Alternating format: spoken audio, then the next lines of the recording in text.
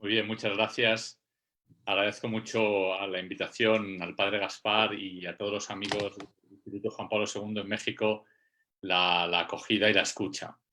El tema de esta conferencia es la teología del cuerpo desde Cristo, redentor del cuerpo. Es un tema que dentro del centenario de nacimiento de San Juan Pablo II coincide también en un momento difícil para la sociedad, para el mundo, por la pandemia que estamos sufriendo. Y realmente Karol Wojtyła vivió también momentos difíciles. Este contexto creo que nos ayuda. Él fue experto en estos momentos, ya de joven quedó huérfano y luego sufrió la Segunda Guerra Mundial, el tiempo en el que verificaba su vocación. Y esto creo que nos ayuda también para pensar por qué hablar hoy de Juan Pablo II en este tiempo tan difícil para el mundo. No se podría cancelar la celebración, por así decir, ¿no? Y buscar otro tiempo mejor. Y tal vez en estos tiempos de calamidad sea más necesario que nunca reflexionar y recordar esas grandes figuras, esos grandes santos que nos ayudan a preguntarnos no solo por lo que es útil, sino por el fin de todo lo útil. Aquello por lo que hacemos todas las cosas útiles. Hoy, precisamente, en este tiempo difícil, el esfuerzo por hacer cosas útiles se muestra muy precario y necesita cada vez más un fundamento. Y me parece que aquí entramos ya en nuestro tema, la teología del cuerpo, en esta precariedad que experimentamos durante la pandemia, que toca muy de cerca a nuestro cuerpo, nuestra carne. Con el cuerpo también se pueden hacer muchas cosas útiles. Podemos hacer cosas que tienen una gran utilidad porque tenemos un cuerpo. Y a la vez el cuerpo también puede ser como la meta de las cosas que hacemos. Hoy hacemos muchas cosas para preservar la salud y para poder continuar con el cuerpo como una fuente de disfrute, de placer. En este tiempo de pandemia hay como una paradoja ya cuando pensamos en el cuerpo. El cuerpo, por un lado, parece un absoluto, ¿verdad? Y todo por salvar el cuerpo, por salvar la salud, podríamos decir. Y a la vez, el cuerpo se presenta como aquello que es muy frágil, que es tremendamente precario, que no está en nuestras manos. Hoy nos damos cuenta más que nunca, no está en mis manos salvar el cuerpo. Y es esta paradoja que nos va a introducir en el misterio del cuerpo. Juan Pablo II hablaba precisamente, cuando hablaba de la experiencia de la vergüenza en su teología del cuerpo, habla del cuerpo como una experiencia de frontera o de encrucijada. Es decir, la vergüenza nos recuerda ese lenguaje del amor que está inscrito en el cuerpo, precisamente cuando la vergüenza la ve amenazada. La vergüenza es el sentimiento de que alguien quiere usar de nuestro cuerpo y nos protegemos ante ello. O de que queremos usar del cuerpo de otro y nos protegemos ante ello. Y así el cuerpo nos revela, por un lado, algo bello, el cuerpo está hecho para el amor, y a la vez algo peligroso. El cuerpo puede ser usado, podemos apropiarnos del cuerpo. Ya esta experiencia de la vergüenza nos dice que el misterio del cuerpo se toca con otro misterio, que es el misterio del amor. Y aquí podemos volver a la actualidad, a la pandemia que estamos sufriendo, porque precisamente ahora no es solamente un peligro para la salud del cuerpo, sino para las relaciones. En la pandemia tenemos miedo a las relaciones que nacen en el cuerpo, porque tenemos miedo al contagio. La pandemia de alguna forma revela quién es el hombre de un modo negativo, es decir, nos hace sentir el dolor de aquello que nos falta durante el confinamiento, durante las dificultades que podemos sufrir o el miedo que tenemos. Revela, por tanto, que el cuerpo está hecho para una relación. Porque una existencia humana confinada en el que el cuerpo se protege de la otra persona como miedo al contagio no sería una verdadera existencia humana. Eso lo experimentamos ahora, con una gran fuerza. Podemos decir también que en la pandemia se nos revela el origen del cuerpo en alguien, en algo que es superior a nosotros, en alguien que está por encima, en el Creador. Porque entendemos que la salud no la producimos nosotros. Y que nuestras relaciones, las que nos unen, no tienen la fuente en nosotros. Hay alguien que nos las ha dado. Y por eso cuando las perdemos nos sentimos tan frágiles y no podemos por nosotros mismos recuperarlas. Esta pregunta por el Creador, por la fuente, era decisiva para Juan Pablo II. Y nos conduce de nuevo en la dirección de la teología del cuerpo. Dice Juan Pablo II en su tríptico romano, cito, si quieres la fuente encontrar, tienes que ir arriba contra la corriente. Empeñate, busca, no cedas. Sabes que ella tiene que estar aquí. ¿Dónde estás, fuente? ¿Dónde estás, fuente? Es decir, el cuerpo suscita, sea desde el dolor y desde el sufrimiento, sea desde el amor, la pregunta por la fuente. Y esto es decisivo, porque suscita la pregunta por Dios, por el Creador. Y por esto hablamos de una teología del cuerpo, es decir, el cuerpo, teología, habla de Dios. Esto para Juan Pablo II se confirma precisamente en la encarnación. Recuerdo aquí otra frase suya en la teología del cuerpo cuando dice así, cito, por el hecho de que la palabra de Dios, palabra, logos de Dios, se hizo carne, el cuerpo entró en la teología, palabra de Dios, por la puerta grande. Podemos decir también que, porque en el título de esta conferencia está también la redención del cuerpo, Cristo redentor del cuerpo, que esta fragilidad del cuerpo que nos toca hoy tan de cerca nos invita a pensar en la redención del cuerpo. Cristo, que para Juan Pablo II fue su primera encíclica, es el redentor del hombre, es el protagonista también de la redención de nuestro cuerpo. Romanos 8:23, una frase que Juan Pablo II cita sobre todo en el segundo ciclo de sus catequesis al hablar de la pureza del corazón. Abrir las puertas a Cristo quiere decir entonces, fíjense, esto es muy importante, quiere decir abrir el cuerpo a Cristo. Abrir a Cristo las relaciones que vivimos en el cuerpo. Y en este punto la teología del cuerpo se acerca al centro del mensaje de Juan Pablo II, que es la fe en Cristo, redentor del hombre. Aquí se tocan la predicación del amor humano que hizo Juan Pablo II con la figura de Cristo, redentor del hombre. Porque Cristo, redentor del hombre, revela al hombre lo que es nuestra vida humana, porque nos revela la verdad del amor y el amor está escrito en nuestro cuerpo. Cristo nos habla del cuerpo y por eso el título de la conferencia les decía, es la teología del cuerpo desde Cristo, redentor del cuerpo. La quería desarrollar en el contexto también de lo que es la revolución sexual. La revolución sexual de hace 50 años ha querido de alguna forma redimir el cuerpo. Redimir el sexo, redimir la sexualidad como lugar del amor.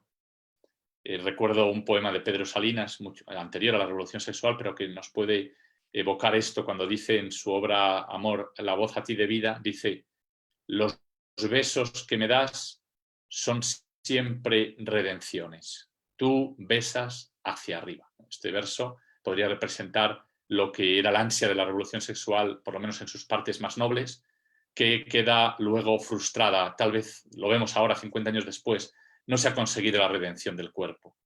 Tal vez porque lo que se buscaba era que el cuerpo se autorredimiese. Mientras el cuerpo, lo propio del cuerpo es indicar a otro. El cuerpo nos dice, tú no puedes redimirte a ti mismo. Tú no puedes salvarte a ti mismo. Y una pareja tampoco puede salvarse a sí misma. Una relación necesita la fuente de esa relación. Desde aquí creo que se entiende lo que intenta Juan Pablo II. Es decir, Juan Pablo II quiere en su propuesta enseñar, indagar la posibilidad de una victoria final del cuerpo en la batalla por el amor. Es decir, que el cuerpo pueda ser lugar de redención, lugar de encuentro de una plenitud, de un encuentro con el otro y de un encuentro con Dios. Vamos a ver que el cuerpo se puede redimir precisamente si acepta el contacto con el amor. Y lo voy a hacer, se acepta entonces esas relaciones que se abren sobre todo en la familia, la esponsalidad, la paternidad, la maternidad, la fraternidad, la filiación. Son lugares de redención del cuerpo. Gracias a estas relaciones que el cuerpo abre, puede encontrar el hombre la salvación. Lo voy a hacer en 3 pasos, lo voy a hacer un poco, porque sé que ustedes conocen ya la teología del cuerpo y por darle un poco un tono de búsqueda de las fuentes en Karol Wojtyła, siguiendo 3 obras de teatro de Wojtyła. La primera será El hermano de nuestro Dios, la segunda El taller del orfebre y la tercera Rayos de paternidad. Y cada una de ellas nos va a descubrir una redención del cuerpo. En El hermano de nuestro Dios, que es la primera, veremos cómo el cuerpo se redime a través de la fraternidad. En El taller del orfebre es la esponsalidad y en Rayos de paternidad es la filiación y la paternidad lo que ofrece la redención al cuerpo. Entonces voy con el primer punto, esta obra que escribe Wojtyła en su juventud, Hermano de nuestro Dios, y que creo que nos ayuda a ver la redención de la fraternidad. Y Cristo, como redime a través del cuerpo la fraternidad, redime al hombre. Conocen algo de esta obra, El hermano de nuestro Dios. es la historia de Adam Mielowski. Es un personaje de una vida muy agitada, fue revolucionario, después artista, vive a finales del siglo XIX y principios del XX en Polonia. Al final deja todo para dedicarse a los pobres, funda una comunidad religiosa con el nombre de Hermano Alberto. El mismo Juan Pablo II le canonizará. Y este Adam Mielowski, cuando Juan Pablo II lo presenta en una obra de teatro que escribe él, se llama así, El hermano de nuestro Dios, escribe en su juventud, nos va a presentar como dos modos de entender la redención del cuerpo, especialmente del cuerpo sufriente, del cuerpo del pobre. Adam es un pintor que busca, y esto ya es importante, en el arte, al pintar, él se da cuenta de que no solo quiere, por así decir, escribir encontrar una belleza en el lienzo, sino que el lienzo es un modo de encontrarse a sí mismo. Él se da cuenta de que al pintar en el lienzo está también pintando lo que hay dentro de sí, o está tratando de encontrar la imagen que hay dentro de sí. Es un hombre que es un pintor que busca. Y esto precisamente es posible por el cuerpo. El cuerpo hace que lo que hacemos fuera de nosotros, como el cuerpo somos nosotros, nos vaya transformando por dentro. Esto lo dijo, refiriéndose al trabajo, Juan Pablo II en su encíclica Laborem Exercens sobre el trabajo, y se aplica igual al arte. Y aquí en esta búsqueda, Adam buscando el artista, el pintor Adam, buscando la belleza, va a tener dos experiencias que le descubren esta belleza. La primera es el encuentro con el pobre, con el hombre pobre, sufriente, y la segunda es el encuentro con Cristo, porque él está pintando un ecce homo, un Cristo sufriente. El primero es en el encuentro con el pobre que sufre. Sucede que Adam está buscando, está pues preocupado por los pobres, buscando cómo ayudarles, a la par que desarrolla su actividad artística, y oye como una tentación, una voz que le habla, dice: el problema del pobre hay que solucionarlo de modo técnico, es decir, hay que buscar los medios para que pueda comer, y eso basta, y para ello hará falta una revolución. Está pensando aquí, claro, en la revolución comunista, que será capaz de resolver los problemas de justicia, y uno podrá resolver los problemas de la pobreza. Este sería el primer método para resolver la pobreza que critica Wojtyła en su obra, porque según esto, al final la cuestión del hombre sí es una cuestión de números, de encontrar un precio para poder solucionar el hambre. La redención se realizaría como un intercambio monetario, comprar algo. Wojtyła dice que esto no es posible, y con la figura de Adam Mielowski aparece claramente el rechazo de esta lógica, porque dice: esta lógica al final sí podrá solucionar la pobreza, pero para conseguir un mundo de personas individualistas que viven su suficiencia sin contar con los otros. Esa es su gran crítica. Se soluciona un problema técnico, pero sin que cuente el cuerpo, sin que cuente el encuentro verdadero, sin que cuente la relación con el hermano. Al final tendríamos un mundo perfecto de individuos aislados. Y ante esta voz que intenta persuadirle de que deje de cuidar de los pobres porque esto obstaculiza la revolución, Adam Mielowski, en el momento en que está tentado de seguir a esa voz y de unirse a la revolución, encuentra un mendigo. Y en el mendigo él tiene una visión de la dignidad del hombre. Es como un poco la visión del hombre pobre, sufriente, que le recuerda al hijo. El hijo, el niño, también se ha recibido de otro. Es un misterio. Cuando vemos un niño pequeño, entendemos el misterio de una vida que ha sido regalada, donada. Algo así experimenta Adam en este pobre. Y les cito una frase clave de esta obra, dice: imagen y semejanza, ¿ves? Es un niño, es un hijo, yo también. Y enseguida se dirige al mendigo y le dice: me has salvado. Esta es una expresión clave: me has salvado. Es decir, descubriendo la palabra hijo, ve Adam que en el hombre hay una dignidad que le supera, hay una fuente que está por encima de él, y a la vez ve una capacidad de hacerse uno con aquel hombre pobre. Descubre que aquel hombre pobre puede ser un hermano, porque tanto Adam como el pobre son hijos. El cuerpo, hablando de la dependencia, hablando del sufrimiento, ha hablado de algo que nos precede, de algo que nos ha dado la vida, y por tanto permite una redención que va más allá de nuestro individualismo. Permite una redención que toma la forma del amor. La fuente, al final, la fuente de la vida es una fuente común, y de esta forma podríamos decir que en el encuentro con el dolor, Adam Mielowski encuentra la filiación y la fraternidad. Esto es muy importante porque el camino que Adam Mielowski propone para resolver el gran misterio del hombre y de la vida no pasa solo por una revolución en que el esclavo lucha contra el amo para igualarse al amo. Así no se consigue la libertad verdadera, porque decía antes, no se sale del individualismo. Nuestro cuerpo sigue siendo un cuerpo solitario. La clave es otra, la clave pasa por el cuerpo que se abre al otro, a la pobreza del hermano, y permite que nos identifiquemos con el que sufre. El pobre hace referencia a esta identificación, que el pobre pide que nos identifiquemos con su carne sufriente, ¿no? En un momento dado, Adán va con los pobres y estos le intenta ofrecerles soluciones a su pobreza y ellos le dicen, cito, solo el que vive entre nosotros lo conoce todo sobre nosotros. Y esta es la clave para Adam Mielowski, que va a decidir fundar una orden religiosa, dejarlo todo por Cristo, por servir a los pobres. Él dice, yo no os enseño a odiar a la pobreza, sino a desposaros con la pobreza, otra frase clave. No, el cuerpo sufriente no es el lugar, no es algo que se odia, no es un lugar de rebelión contra unas fuerzas que nos han hecho sufrir, sino un lugar donde se puede revelar el amor. Y por tanto, un lugar de amor esponsal y por tanto un lugar donde uno puede desposarse con la pobreza, siguiendo la imagen de San Francisco. Aquí en este punto se sitúa la redención, se sitúa Cristo. Cristo es el Redentor. A Adam Mielowski le ayuda, que es una conversación que tiene con el Cristo que está pintando en el lienzo. El ecce homo es Cristo y a la vez es Cristo sufriente, significa he aquí al hombre. Y por tanto es la revelación de lo humano. Cristo es quien ha revelado a Adán la conexión entre sufrir y el sufrimiento humano y la redención del humano. Cito aquí una frase también muy importante de esta obra, dice Karol Wojtyła,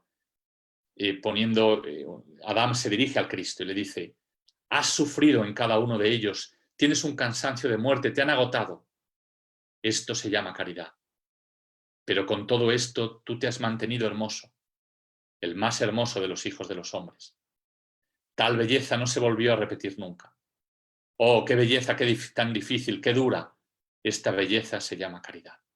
Y aquí encontrará en Cristo, a través del cuerpo que nos abre al hermano y que descubre en el hermano al hijo, descubre un camino de redención. Voy a pasar al segundo punto, que es el taller del orfebre, una obra más conocida de Wojtyła.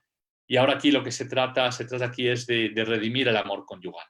La experiencia que vamos a encontrar no es la experiencia del hombre que vive en el cuerpo, sino que se encuentra con el sufriente, sino la pregunta por el amor humano. Como saben, es una obra en que van desfilando varias parejas, 3 en concreto. Yo me voy a fijar en las 2 primeras. Andrés y Teresa, que comienzan su matrimonio. Andrés morirá joven, eso lo sabremos en el acto segundo, pero va a ser una promesa de amor que está amenazada por la muerte. Y la pregunta es, ¿se puede redimir el amor de la muerte? Y la segunda pareja es Esteban y Ana, y aquí la amenaza no es la muerte, sino el pecado. Y la pregunta es, ¿se puede redimir porque Ana y Esteban están separándose, su amor ha muerto, pero a la vez se sienten vacíos? Cuando el amor ha muerto, no es que volvemos al inicio a como estábamos antes, sino que la otra persona ha creado dentro de mí un vacío, ya no lo encuentro dentro y yo mismo estoy vacío, porque nos habíamos hecho una sola carne. Y algo queda, ¿no? Algo, mientras la otra persona vive, les dirá el orfebre, tu vida sin el otro no vale nada. Vamos a ver estas 2 parejas que nos hablan de la redención de Cristo, Redentor del cuerpo, y donde está ya en realidad toda la teología del cuerpo de Juan Pablo II como en semilla. La primera es Teresa y Andrés, ¿no? Que cómo Cristo nos rescata de la soledad y de la muerte, diría. Aquí aparece la dificultad del amor como encuentro entre 2 personas.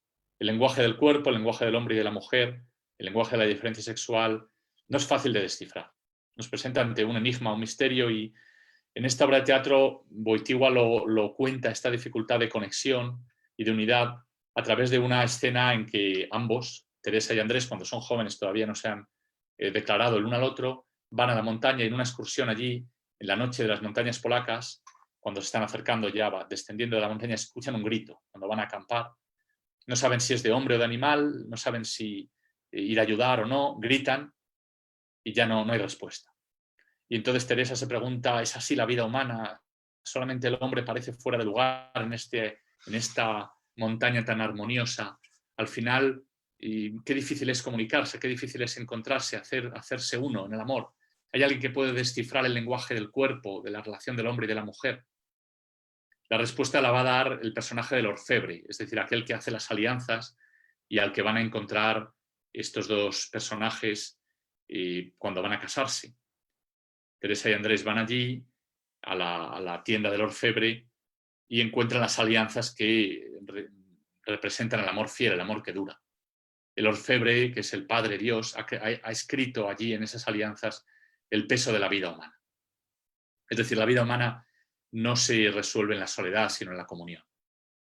Se resuelve en una salida de sí hacia el otro para formar una unidad nueva en nosotros. Y esa unidad nueva no es una burbuja aislada, sino que se abre a la presencia del orfebre, del Creador. Por eso el amor de la pareja también tiene que ser salvado. El amor nos salva, pero el amor de la pareja tiene que ser salvado en un amor más grande, en el amor de la fuente. Y aquí es donde aparece el Creador, que es el que en el espejo se presenta luego la escena del espejo, del escaparate de la tienda del orfebre, donde dicen Teresa y Andrés que sus vidas se ven reflejadas ya hasta el futuro, hasta el horizonte último. Es el orfebre el que permite, como se dice en la obra, la voluntad de Teresa de ser Andrés y la voluntad de Andrés de ser Teresa. Por tanto, él nos salva de la falta de comunicación, pero nos salva también de la muerte. Aquí se ve claramente que, porque el amor sucede en el cuerpo, está amenazado por la muerte. Y el primer acto de la obra termina justo con esta pregunta. Dice, ¿cómo hacer Teresa para permanecer en Andrés para siempre? ¿Cómo hacer Andrés para permanecer en Teresa para siempre? Es curioso que la respuesta que da Juan Pablo II enseguida se refiere al cuerpo. Él dice, para permanecer para siempre, enseguida dice, buscad en el cuerpo un puerto para el amor. Como si el cuerpo pudiera proteger al hombre y la mujer, el cuerpo que está hecho por el Creador, claro, es el cuerpo del hombre y de la mujer, el que tiene un lenguaje en que les protege, abriéndoles el futuro del Hijo, de la vida nueva, les protege de las tormentas. La inmortalidad, por tanto, no está más allá del cuerpo, sino que tiene que pasar por el cuerpo. El cuerpo es un puerto para el amor y por eso es un lugar de inmortalidad. Y esto dentro de la fragilidad que tiene el cuerpo. Precisamente porque en el cuerpo ha inscrito algo que no viene solo del hombre y por eso puede superar la muerte. Viene del Creador y por eso tiene la fuerza del Creador para superar la muerte. En un modo misterioso que ya indica a Cristo porque indica a la resurrección de la carne que Él traerá. De hecho, como les decía antes, Andrés morirá pronto, cuando el hijo de los dos tiene solo 2 años, Cristóbal. Y sin embargo, de algún modo misterioso, este amor y esta presencia de los dos vence a la muerte. Hay un momento en que Teresa dice, cito, Andrés no ha muerto en mí, no cayó en ninguna guerra, no tenía que volver siquiera porque de algún modo está presente. Y esta presencia sucede de una forma muy fuerte a través del hijo de los dos, a través de Cristóbal. Habiendo hecho de sus cuerpos un puerto para el amor, ha conseguido Teresa excavar como un lugar dentro de sí para que Andrés siga vivo. Y aquí se recoge ya una figura importante de esta obra, que es la figura de Adán. Adán llega y Adán es un personaje que aparece en la obra, no se sabe de dónde viene, se llama Adán, en polaco es un nombre común, así como en español no lo encontramos, y a la vez representa al primer hombre, o más bien aquel que es común denominador de todos los hombres. Y él va a hacer de padre para el hijo de los dos y por tanto un poco a representar esa capacidad que tiene el amor de vencer a la muerte. Pero paso a la segunda pareja, que son Ana y Esteban, porque aquí encontramos ya la amenaza más grande, y no solamente la muerte o la dificultad de comunicación, sino el desamor. Cristo nos rescata también esta parte de la obra se llama precisamente el esposo, es decir, está dedicada especialmente a Cristo como Redentor. Esta amenaza de la muerte no es nada frente a la amenaza del amor. La amenaza de la muerte no consigue separar a Andrés y Teresa, y sin embargo el desamor va a separar a estos otros esposos, a Esteban y Ana, hasta el punto de que Ana querrá vender su alianza. Y el orfebre le dice, no te la puedo comprar porque no pesa nada, porque tu marido está vivo. Hay un momento muy, muy dramático en la obra cuando Ana está flirteando con los hombres que pasan por la calle, ¿no? Dice, entendí lo que significa, pues eso, una mujer pública, ¿no? Y en ese momento Adán sale a su rescate. Este personaje, Adán, sale a rescatarla. Adán es una figura del primer hombre y del proyecto del Creador, y también en algún modo una figura de Cristo, porque es la creación purificada, y viene a salvar el amor, Adán. Y la salva, la rescata, le dice, no, ese es el camino. No caigas en esta tentación porque viene el esposo. Viene el esposo. Y está llegando, prepárate. Y en ese momento Ana despierta y dice, viene el esposo, ¿quién es este esposo? Claramente es Cristo, es el amor pleno. Y Ana dice, por fin voy a escapar de mi marido, Esteban, voy a encontrar al Redentor del amor, que me va a dar el amor pleno, eso que yo buscaba. La gran sorpresa de la obra llega cuando el rostro que tiene el esposo, que es Cristo, que pasa por la calle, le ve pasar y en el rostro del esposo está el rostro de su marido, de Esteban. Ana se queda, claro, totalmente bloqueada ante esa presencia. Ella pensaba escapar. Es como está diciendo Wojtyła, mira, la redención de tu amor, ese amor roto, cuando si quieres buscar a Cristo, Cristo no te va a enseñar otros caminos, te va a enseñar, te va a rescatar tu camino original, te va a permitir volver al amor primero. Es una intuición, esta me parece de gran actualidad, porque hoy hemos perdido esta confianza, ¿no? Se dice, yo he oído estas comparaciones, ¿no?, que se han hecho a propósito del divorcio, ¿no? Igual que los Reyes Magos volvieron de Belén, volvieron por otros caminos, pues también Dios abre otros caminos como significando como si Dios, pues al matrimonio que ha fracasado les abre otras uniones, otras. O igual que un navegador de un coche, ¿no? Pues cuando estamos perdidos nos indica otra ruta, pues igual, ¿no? Cuando un hombre ha fracasado en el matrimonio, pues hay otras rutas, ¿no? Hay otros amores. Wojtyła claramente en este punto dice que no, dice que el encuentro de Cristo pasa por el encuentro de Esteban. Y no, él sabe que es una vuelta difícil, pero es porque confía en la capacidad del amor para durar para siempre. Es la gran confianza de Wojtyła en el Redentor del hombre. Nos ha redimido de verdad. Y ha redimido, es lo que Wojtyła llamaría la fe en el amor humano mismo. Es decir, podemos creer en el amor humano y en su fuerza para durar toda la vida porque Cristo lo ha redimido. No es rigorismo, al revés, es esperanza. Esperanza en que el amor puede vencer el desamor. En un momento dado describirá así este regreso de Ana, porque al final de la obra regresan Ana y Esteban, pero es un camino difícil. Dice Adán, cito, Ana ha entrado en el camino del amor que perfecciona. Había que perfeccionar dando y recibiendo en proporción diferente a la de antes, a cuando empezaron el camino, porque había una herida muy, muy clara, ¿no? Dice, solo podía comenzar el nuevo amor a raíz del encuentro con el esposo, Cristo, Redentor del amor. Al principio lo único que Ana sintió por Cristo fue sufrimiento, pero con el paso del tiempo vino la quietud. Lo nuevo que iba creciendo era difícil de asir y sobre todo no tenía sabor alguno de amor. No era motivista, podemos decir. Quizá algún día aprenderán los dos, Esteban y Ana, a saborear lo nuevo. Él dice, es el amor, el problema, ¿cuál era el problema? Dice, es el amor que despojado de dimensiones absolutas arrebata a los hombres como si fuera absoluto.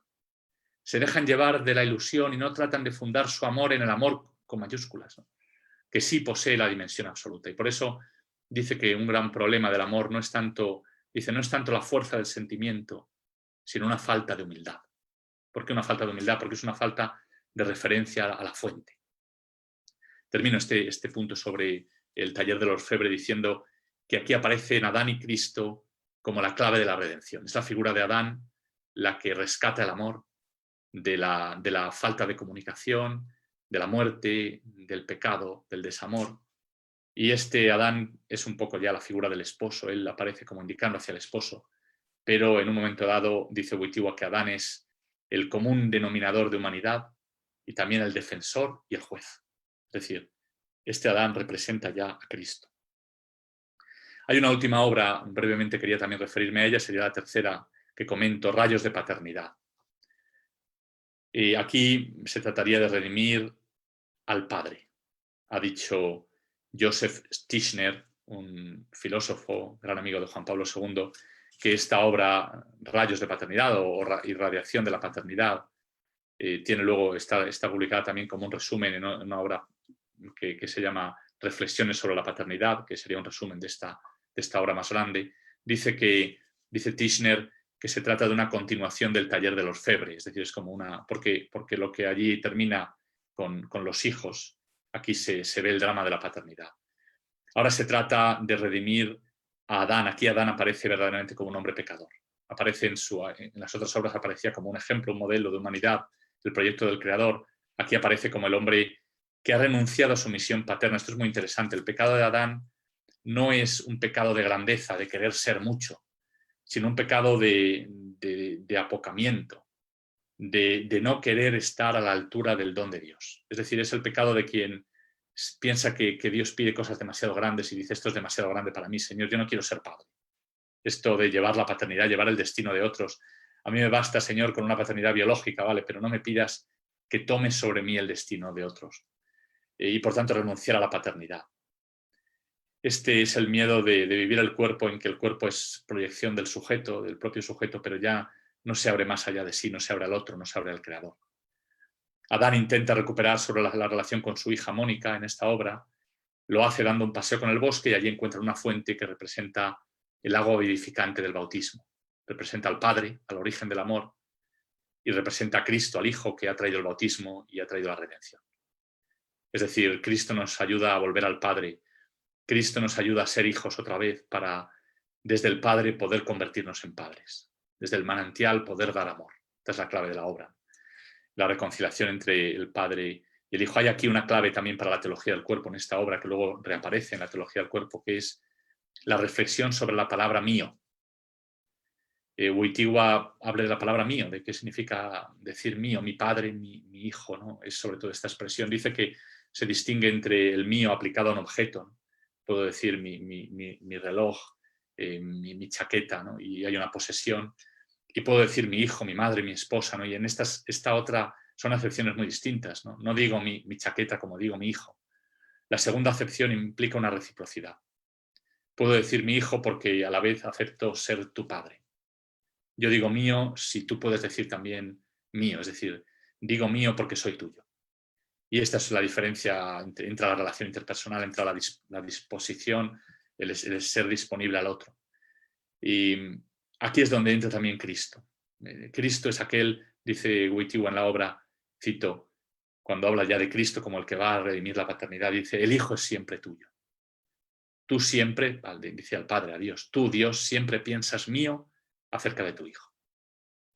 Es decir, una clave para la redención del cuerpo es pasar del mío del objeto, del mío de la posesión, al mío de la personal, porque mi cuerpo es mío dentro de una relación personal. Cuando yo digo mi cuerpo, lo digo porque acepto decir soy tuyo. Y por eso el cuerpo no es solo un objeto, sino que entra en el ámbito de las relaciones interpersonales. Y aquí está la redención. Cuando soy capaz de sacar el cuerpo, cuando digo mi cuerpo, de que no sea solo mi cuerpo como es mi instrumento de placer o mi instrumento de autoexpresión, sino es mi cuerpo porque me lo ha dado otro, pertenezco a otro. Y esto es Cristo el que lo ha traído, porque se ha hecho carne. En la encarnación, Cristo dice también mi cuerpo. En la carta a los Hebreos dice, me has dado un cuerpo. Y por tanto, Él trae la plenitud del lenguaje del cuerpo, porque inscribe el cuerpo siempre en la relación con el Padre. Cristo dice mi cuerpo porque dice mi Padre.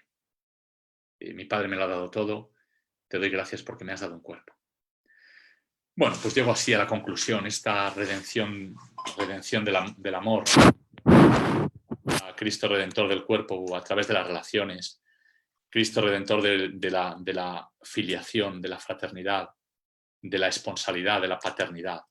Redimiendo todas estas relaciones, Él redime el proyecto del Creador y a la vez da una dimensión nueva a todas estas relaciones. El vencimiento, sobre todo, la redención del cuerpo como superación de la muerte aparecerá al final de las catequesis sobre el amor humano cuando hable de la virginidad como algo que anticipa ya la resurrección del cuerpo. Podemos decir que analizando estas tres obras hemos encontrado lo que es para Wojtyła la redención del cuerpo, ya que luego desarrollará en Redentor Hominis. En Redentor Hominis encontramos que Cristo, la clave de la encíclica es que Cristo revela al hombre quién es Dios y quién es el mismo hombre. Revela también quién es el hombre. Él habla de dos dimensiones del misterio de la redención, la dimensión divina, porque en Cristo aprendemos quién es el Padre, y de la dimensión humana, porque aprendemos quién es el hombre. Cristo, y todo esto sucede porque Cristo revela el amor. Es decir, Cristo revela quién es Dios, revelando a Dios amor, y revela quién es el hombre, revelando la capacidad del hombre para amar. Y por tanto, Cristo revela también lo que es el cuerpo del hombre. porque el cuerpo es el lugar donde encontramos el amor, donde nos abrimos al amor, donde lo recibimos, donde lo entregamos. El cuerpo de Cristo, en el cuerpo de Cristo, por eso teología del cuerpo, se revela el amor de Dios al hombre y el amor del hombre a Dios. Juan Pablo II hablará de esta revelación no solamente en la cruz y la resurrección, que es el momento pleno, sino que la cruz y la resurrección recuperan el misterio de la creación. Y por eso aparecen tanto la figura de Adán y Cristo. La capacidad para revelar el amor de Dios al hombre y el hombre a Dios estaba ya inscrita en el cuerpo desde el principio. Hay una frase clave en Veritatis Splendor, número 48, donde dice Juan Pablo II que en el cuerpo, cito, están ya escritos los signos precursores, la expresión y la promesa del don de sí, según el sabio designio del Creador. Y así Wojtyła nos indica, hablando de la creación, nos indica la vía de la experiencia humana como vía que concuerda con la redención de Cristo. Una redención que no salvase lo humano no sería verdadera redención. Una redención que no salvase las experiencias humanas fundamentales que se dan en la familia, una redención que no salvase la familia creatural del hombre y de la mujer, del hijo, del hermano, del padre y de la madre, no sería la redención de Cristo. Hay un momento en que en el primer encuentro mundial de las familias, en 1994, Juan Pablo II expresa esto hablando de la familia y dice, familia, ¿qué dices de ti misma? Familia, ¿qué dices de ti misma? Y la familia dice, yo soy. Como lo dice el Creador, yo soy. Dice Juan Pablo II, yo soy el que soy. La familia también dice yo soy. Dice, les cito, yo soy, dice la familia, porque aquel que ha dicho de sí mismo yo soy el que soy, me ha dado la fuerza y el derecho de ser. La familia es el lugar donde se abre, es el primer lugar que el Creador ha abierto y el primer lugar donde le encontramos. Voy a terminar con una imagen mariana, porque es la Virgen la que al final Juan Pablo II habla también de esta redención del cuerpo. Juan Pablo II tenía esta gran devoción a María y en su obra, en los ejercicios espirituales que dio al Papa Pablo VI, él habla de una de sus meditaciones se llama El precio de la redención. El precio de la redención, precisamente la redención del cuerpo, y la dedica a la Virgen María. Y lo va a aplicar esta redención, el precio de la redención, a través de lo masculino y de lo femenino, de un modo muy bello. Él dice que Cristo, cuando miramos a Cristo, a toda su vida, ¿no? Qué grandeza de la obra de Cristo, toda su vida estaba marcada por el deber, lo que llama el gran deber del Padre, el deber del Padre, o también los derechos del Padre. Y este gran deber del Padre, dice Wojtyła, se manifiesta cuando Jesús dice en el templo, perdido en el templo, que él tiene que ocuparse de las cosas de su Padre y abandona el hogar paterno, como hace todo joven cuando se va de casa. Y sobre todo se manifiesta en el huerto de los olivos, en Getsemaní, cuando Jesús abraza la voluntad del Padre. Y por tanto hay una paternidad clave en la vida de Cristo. Pero aquí está la belleza de la meditación. Dice que junto al gran deber del Padre, Cristo cumple también lo que él llama los derechos de la Madre, que es María. Es decir, Jesús cumplió también los derechos de la Madre porque dice la ley, honra a tu padre y a tu madre. Entonces, si el deber del Padre se corresponde con la dimensión divina de la redención, revelar el amor de Dios, los derechos de la Madre contienen, por así decir, la dimensión humana, porque es María la que ha dado a Jesús su humanidad, su carne. Jesús cumple los derechos de la Madre viviendo plenamente como hombre, apreciando todo lo humano y todo lo que es la creación. Jesús, siguiendo el deber del Padre, siguiendo al Padre que le llama a dar la vida, revela el corazón del Padre, pero lo revela según lo humano, es decir, según los derechos de la Madre. Y aquí lo masculino y lo femenino, que es clave en la teología del cuerpo, resultan esenciales para aplicar la redención. Lo masculino porque apunta al misterio que abre la senda e invita siempre a una entrega mayor. Y lo femenino porque custodia lo humano, incluye en la entrega de Jesús toda la entrega de la creación. Y no hay ninguna contradicción entre las dos, porque María, que le dio la carne y que le dio esa sensibilidad por lo humano, es la misma que le enseñó también a cumplir los deberes, el deber del Padre, porque dijo, hágase según tu palabra. Entonces la redención del cuerpo muestra toda su fuerza precisamente en la figura de María. Como mujer, ella vivió en su cuerpo la apertura al amor. Lo dice el verso de Dante, dirigido a María, en tu vientre volvió a encenderse el amor. El cuerpo de María atestigua que Jesús viene del Padre. por lo cual, por tanto, a través de ella, a través de María, el cuerpo habla del amor de Dios. Le habla a Jesús mismo del amor de Dios, del amor del Padre. Y a la vez el cuerpo que María da a Jesús se ofrece al Padre y por tanto abre en el cuerpo una nueva medida, la medida de la entrega total al Padre hasta superar la muerte. Hay una teología del cuerpo porque el cuerpo revela cuánto ama Dios al hombre y cuánto puede el hombre amar a Dios. Por eso el lenguaje del cuerpo puede ser resumido en este sencillo lema: totus tuus. Gracias.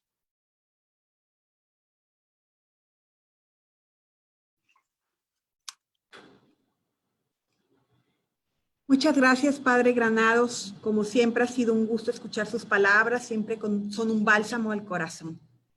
Y bueno, vamos a proceder como parte del proceso del evento a la sección de preguntas y respuestas. Las personas que nos están siguiendo nos han estado enviando algunas preguntas y de las cuales estamos seleccionando algunas que les voy a mencionar. Empezamos con la primera pregunta, Padre. ¿Cómo es posible recuperar el valor y el significado del cuerpo en la sociedad actual? Pues les decía antes que vivimos una crisis del cuerpo porque el cuerpo se entiende hoy como una autoexpresión del sujeto, es decir, el cuerpo es el lugar donde pues, me realizo, busco expresar mi autenticidad, lo que yo soy. El cuerpo, sin embargo, y esta sería la clave, ¿cómo conseguir esto? Es decir, la clave del cuerpo es que habla un lenguaje, esto sería la expresión de Wojtyła. Tenemos que aprender a releer el lenguaje del cuerpo en su verdad. Releer el lenguaje del cuerpo significa que el cuerpo no solo habla de lo que yo quiero hacer, sino de lo que yo he recibido. De que he sido donado a mí mismo por otro. Esto está muy unido a la experiencia de la filiación, del poder de recibir la vida, ¿no? Este lenguaje nunca se ha acabado, nunca se ha apagado en el hombre, a pesar de todas las voces que intentan ocultarlo y ofrecer una imagen del cuerpo que no tiene en cuenta este lenguaje del creador. Simplemente, ¿no?, la experiencia de un cumpleaños, que todavía lo seguimos celebrando, no se sigue celebrando el cumpleaños, ¿por qué celebramos el nacer? Sino porque la vida es un regalo. ¿Y dónde está inscrita ese regalo de la vida? Sino en el cuerpo. Es decir, creo que el camino es volver a recuperar las experiencias originarias de gratuidad en las relaciones, que es las que nos van a revelar el lenguaje del cuerpo. El lenguaje del cuerpo se comprende cuando entendemos el amor verdadero. Tal vez esta situación de pandemia siempre contiene una oportunidad, porque hemos experimentado la fragilidad del cuerpo. Claro, ante ello siempre hay dos soluciones. Una es aumentar la técnica, ¿no?, creer que todo se va a solucionar así y volver a insistir más en el cuerpo como autoexpresión, como casi instrumento en el hombre, o abrirse a otra visión del cuerpo. Abrirse al cuerpo como algo que viene del creador, que nos es dado, que tiene un lenguaje que nos permite al final el amor verdadero. La doble alternativa queda ante nosotros, siempre como un guante lanzado a nuestra libertad. La esperanza está en que el cuerpo habla un lenguaje por sí mismo. Como dice la Escritura, el cosmos, la naturaleza, se alía con nosotros, con los justos. Y por tanto tenemos un buen aliado en el lenguaje mismo que Dios ha escrito en el cuerpo. Muchas gracias. Qué hermoso, Padre. Otra, ¿cómo podemos superar el hombre fragmentado, donde hoy se insiste en separar la dimensión psíquica del yo y el otro, el lenguaje del cuerpo? Sí, la fragmentación, el hombre que ha sido siempre, ¿no?, como uno de los grandes retos de la modernidad, que lo vemos también hoy en las respuestas que se están dando ante la pandemia, ¿no? Hay como muchos puntos de vista, ¿no? Pues el médico tiene su palabra, el epidemiólogo tiene su palabra, el economista tiene su palabra, y uno se pregunta, ¿y no hay una palabra unitaria?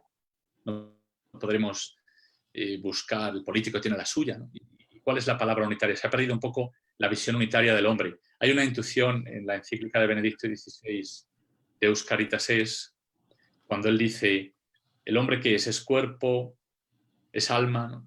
Y dice, sabemos que el hombre es uno porque nuestro amor es uno. El amor no es solamente corporal, el amor no es solamente espiritual.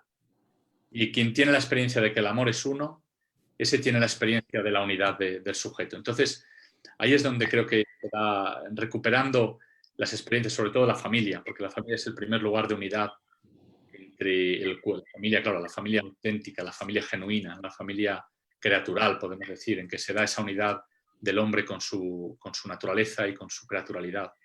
Ahí se dan ya experiencias de unidad que son las que nos pueden ayudar. La unidad del hombre no la está dentro de nosotros mismos, aislados. Está siempre, nos llega por una relación. Es la unidad de un amor. Y nos llega volviendo al Creador. Al final yo diría esto, hay que volver a hablar de Dios y volver a hablar de la importancia de Dios en la vida de los hombres. No tener miedo de pronunciar la palabra Dios y de hablar del Creador. Y de proponer el Creador también en todas nuestras relaciones, en la vida de familia, en el trabajo, en la vida política. Porque el Creador es el que nos asegura que todos venimos de una misma fuente y por tanto de una fraternidad. Y al final, sin el Creador no hay unidad. Es la visión del Creador la que puede unificar todos los aspectos de la vida del hombre. Sin él estamos condenados a la fragmentación. Muchas gracias, padre. Y bueno, otra de las preguntas que nos hace el público nos dice, ¿lo masculino y lo femenino revela dos modos del amor divino? Bueno, les he dicho, creo que en Juan Pablo II hay esta idea muy clara de que evidentemente Dios hay, la palabra que usamos para referirnos a Él es la paternidad, Él es el Padre, y por tanto hay en el Padre algo especial de lo que es el misterio de Dios, se ha revelado Él así, y que probablemente sea esa distancia que establece el Padre siempre con su Hijo, es decir, el Padre es aquel que ante el Hijo está en la distancia, está abrazándole pero desde lejos, por la experiencia de que es la madre la que le contiene, la que le da luz, ¿no? Y por tanto el misterio de Dios se ha expresado con la paternidad en primer lugar. Pero, y ahí está el otro aspecto, ¿no? Dios a la vez tiene los rasgos maternos.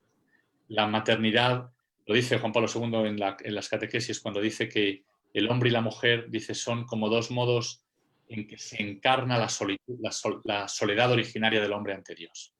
Es una frase muy densa, como si lo masculino y lo femenino fueran dos modos en que la soledad del hombre ante Dios, es decir, la apertura del hombre a Dios, se encarna.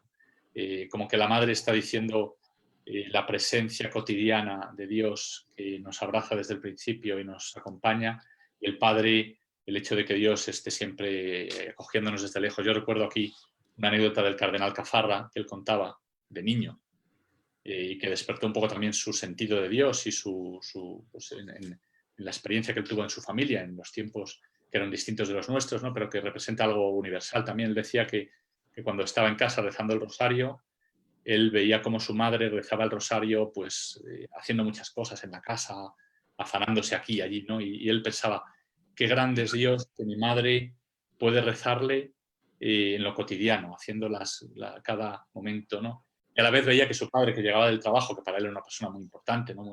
Se arrodillaba y rezaba el rosario en silencio, mientras su madre hacía tantas cosas, el padre estaba allí en silencio de rodillas y decía, qué misterioso es Dios, que mi padre, que es un señor tan importante, cuando llega del trabajo se arrodilla y le reza, y que en esta relación, ¿no?, de la cercanía de Dios y el misterio de Dios que revelaban su madre y su padre, él afianzó su vocación sacerdotal y el misterio de Dios revelado en la familia.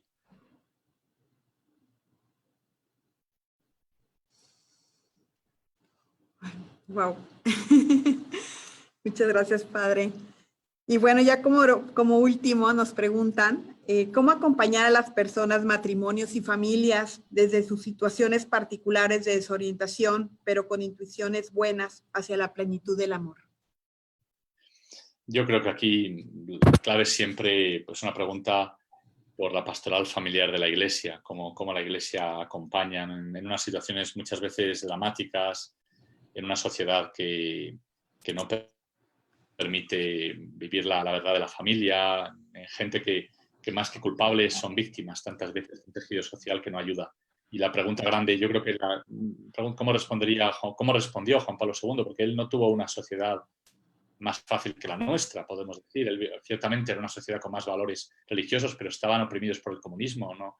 Debemos olvidar que el comunismo luchó mucho para impedir la vida de familia. Me contaba una vez el profesor Griegel, un amigo le conocen ustedes, ¿no? Que era difícil, por ejemplo, para hacerse una idea, ¿no?, de esta persecución a la familia, era difícil encontrar en las tiendas una mesa de familia para comer juntos, porque los comunistas no querían que la familia comiese junta y, por tanto, hacían imposible una serie de muebles que permitían esto. Y en ese ambiente, ¿qué hizo Juan Pablo II? Crear un ambiente nuevo. Él creó este grupo de familias que se llamaba Rodovisko, que quiere decir ambiente, porque entendió que creando una cultura, grupos, pequeños grupos, minorías creativas, podemos decir, donde se puede vivir de un modo nuevo e introducir a la gente en estos ambientes de fe, para que experimenten ellos mismos la belleza que hay y también el sostén que les pueden ayudar a caminar.